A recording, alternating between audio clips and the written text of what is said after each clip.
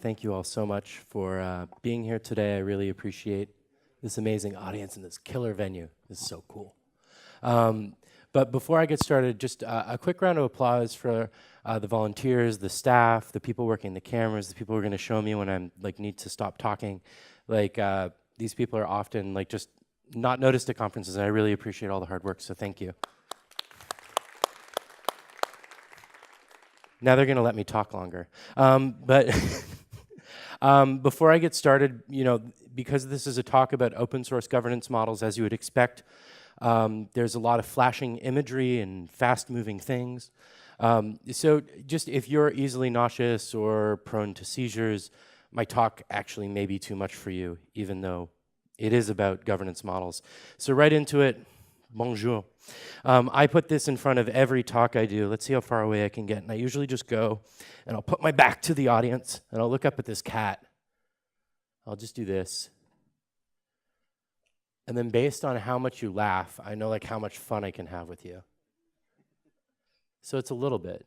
And then because this is an international conference and this screen is so huge, and I love cats, hello? And for the one time in this talk that you're allowed to tell me that I'm wrong, Czech? Was I close? Someone yell it at me. How am I supposed to say it? Perfect. Now you can't talk anymore. So I'm Myles, and I work for Google as a developer advocate, focusing on the Node.js ecosystem and Google Cloud Platform. I'm one of the maintainers of Node, and just a quick disclaimer, at the bottom, this is important, these are my opinions, not Google's. So, hopefully I can't get in trouble. But what even is open source governance? Can I just see a raise of hands of how many people have even heard the term open source governance before? All right, cool. We got some people. But governance is the way in which you manage your project. And this could go all the way to the top if you have a foundation and there's money coming in, that's part of your governance, all the way down to how do we land a commit, to how do we moderate that person who's being a jerk on the issue tracker. All of this is part of your governance, and there's various models and ways in which you can manage this. So how is Node governed? Oh, that's cool. Node starts at the top with a board of directors that has 12 members.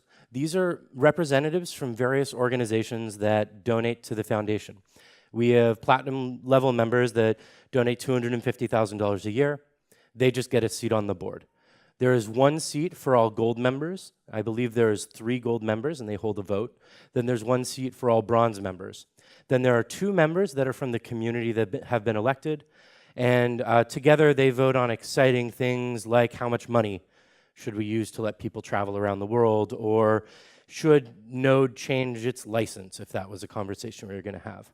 But something that the board actually has no control of, and it's worked into our governance structure, is the technical governance and direction of the project. The board of directors cannot come to the technical committee and tell them what to do. For that, we have the technical steering committee. The technical steering committee is made up of 13 members.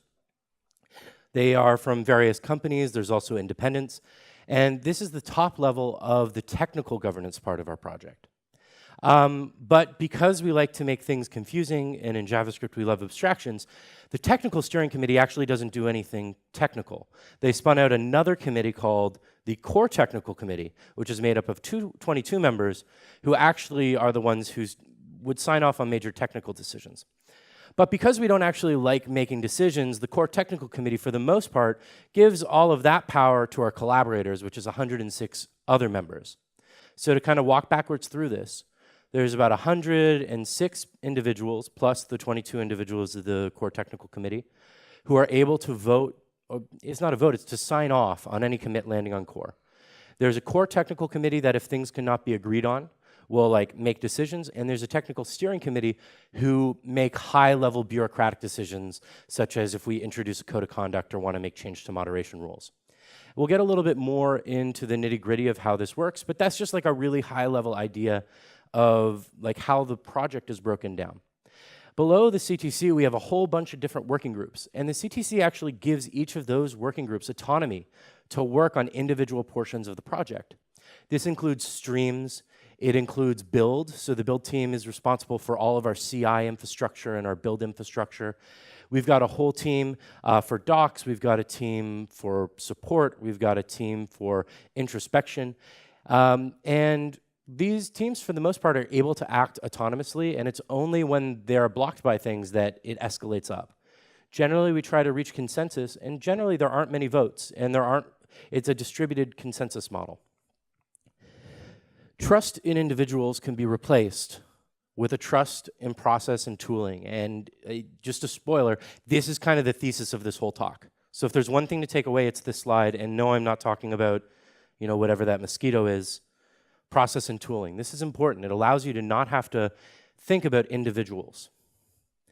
Consensus seeking is the governance model which we have, and the idea of consensus seeking is to try to reach a consensus. It doesn't mean that everyone needs to agree, but it does mean that people can't individually disagree.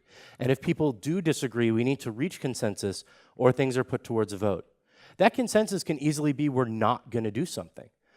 But, maybe like 9 times out of 10, or even like 49 times out of 50, maybe even 99 times out of 100, we never actually need to think about everyone agreeing. And we've replaced this with tooling and infrastructure.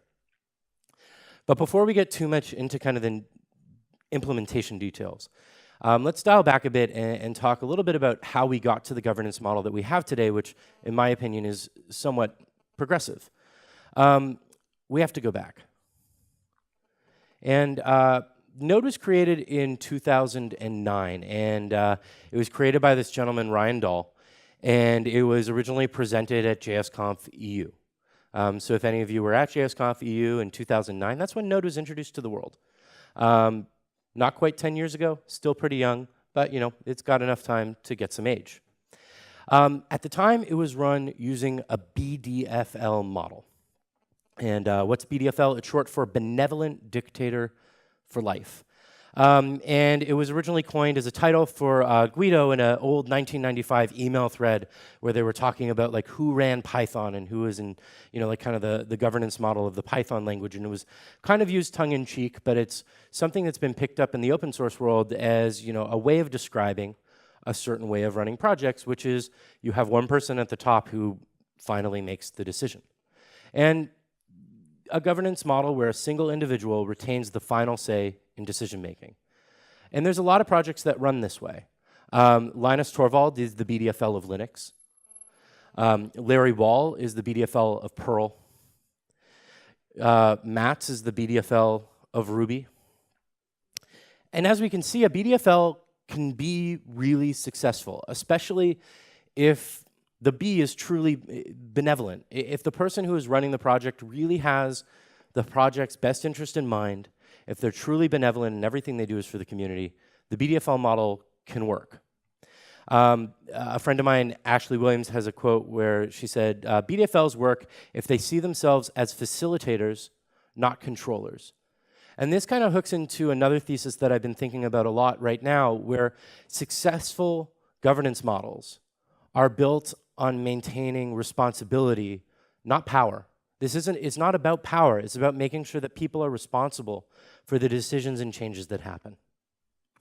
So Node had 3 different BDFLs in the past. Ryan Dahl, as we were saying, was the person who created Node. From the initial release until part of the v06 line, Ryan was the main person running the project. He was at the time hired by Joyent, and Joyent purchased Node. He was running it as an employee of Node, but for the most part, he ran Node and that's what he cared about. Isaac Schluter, who some of you may know from NPM, always write it in lowercase. They get really snippy about that. But Isaac took over the project around v065, and he also was working for Joyent. He was also the BDFO of the project. But generally, people considered him to be benevolent. Maybe less so than Ryan, but I wasn't around then, and I probably shouldn't speak too much about that. TJ Fontaine started doing releases around v0, 10, 13, and slowly took over the mantle of BDFL from there.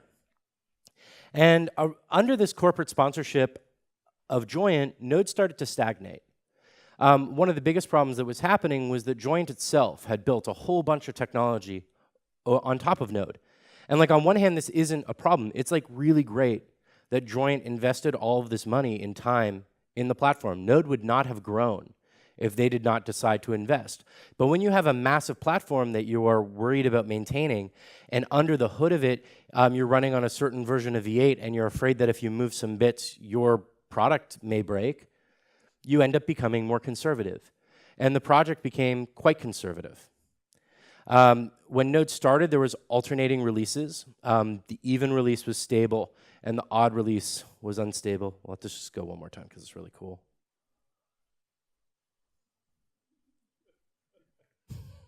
Thanks for being patient. I'm totally using this as an excuse to put like every GIF I have that I like on the screen. But it was taking a long time for v0.12 to come out. I don't know how many of you were on Node, but 0.10 was kind of like what you used for over 2 years. And the path to even 1.0 wasn't really clear. And for any of you who have done a lot of open source work or software work in general, I highly advise just always start at 1. We sometimes don't want to do this because we don't want people to think that the software is more stable than it is, but you'll always be chasing yourself to find yourself getting to 1. You lose an entire like layer of granularity in Semver, and it's really hard to get it back. Node is a perfect example of this. Like we had a fork because of this. And that's what happened in December of 2014. A number of the contributors who were not happy with the pace of the project forked Node into IOJS and released it as version 1. Technically, a fork is a Semver major change, so it was accurate. And Node 0.12 was released in February 2015, just before Node Summit. And versions 1 through 3 were all part of the IOJS project, as the IOJS project was following Semver and aggressively making changes to the platform.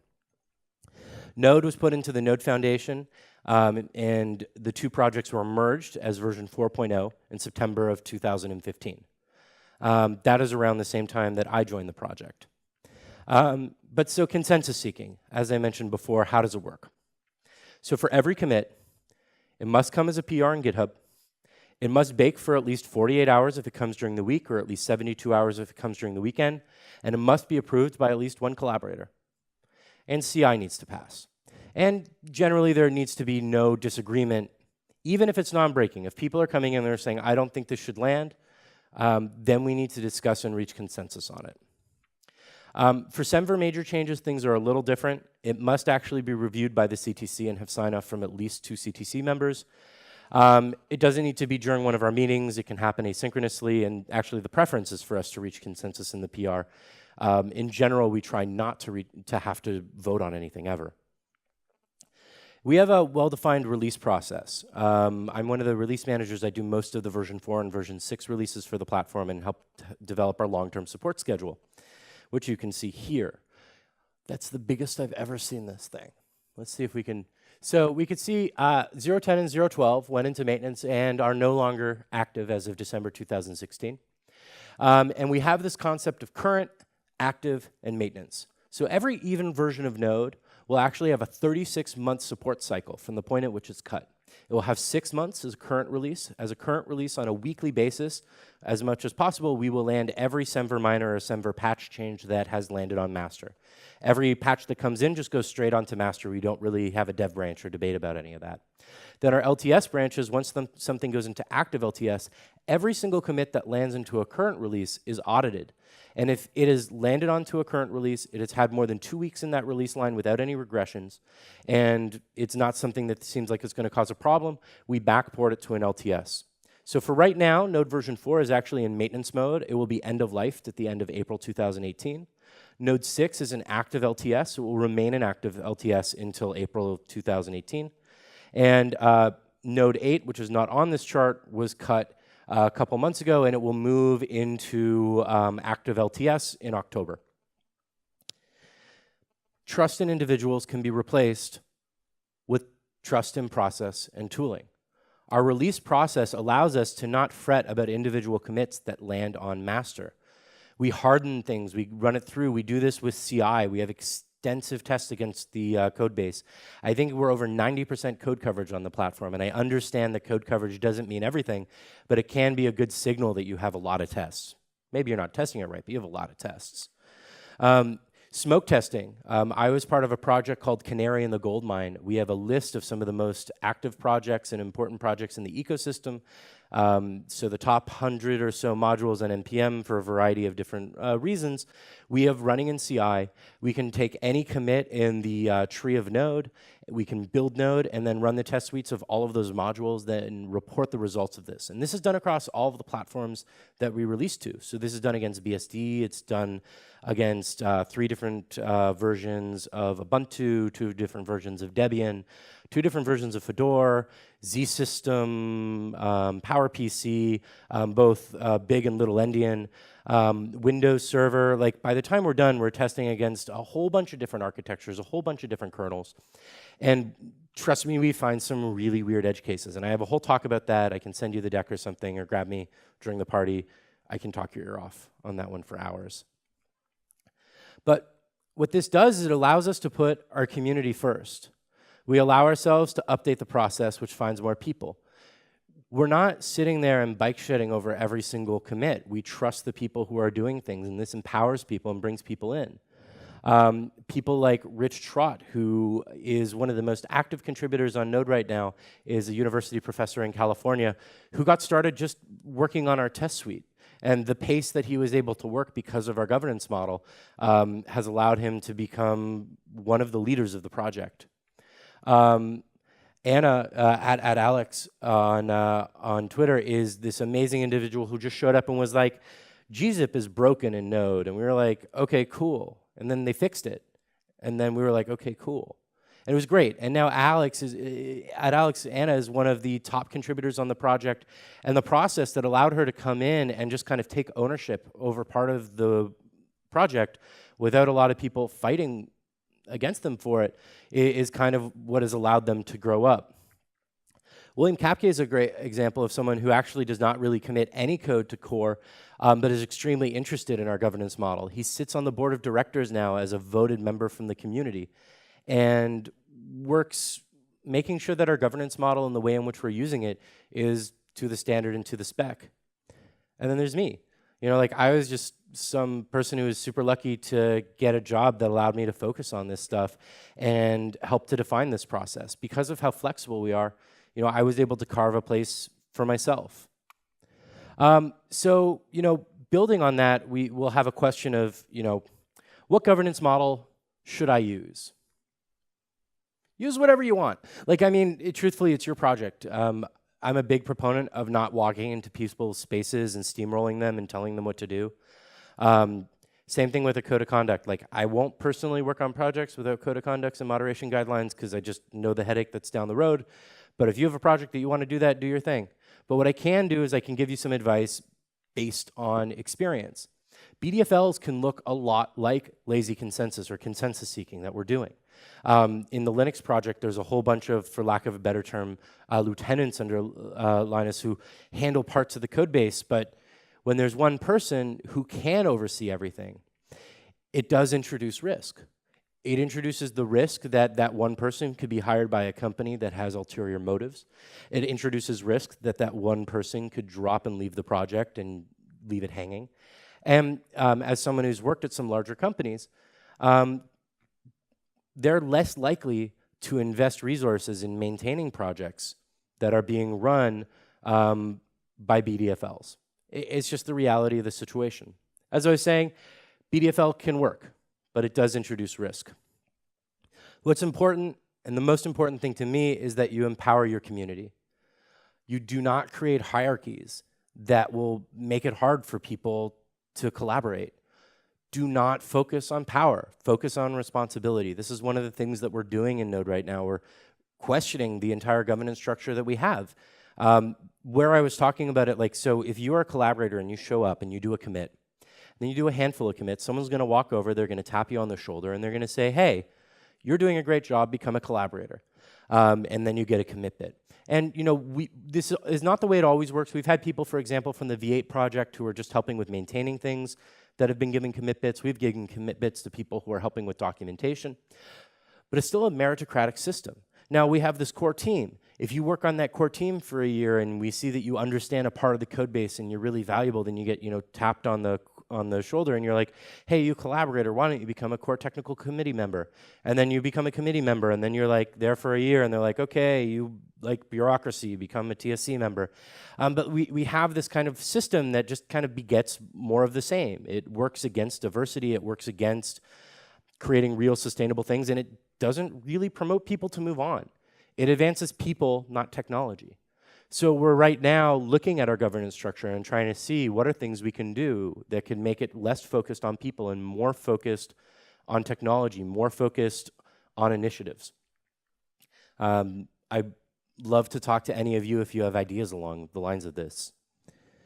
This one's really great, but I didn't have any slide that it really made sense for. It's pretty cool. And then just like an experiment before we're done really quickly is this one. And then it gets really cool because if you blow it up and make it really big, I've definitely done this before, you can like scroll up and down. It's like we're like riding a ship. I can't really see it though. Oh, that's awesome. Open source governance. This is how I got my job. I just showed up. I did this, said technology. They're like, you got it. I don't know why you let me on this stage. Okay, thank you. I'm Myles. I really appreciated the time.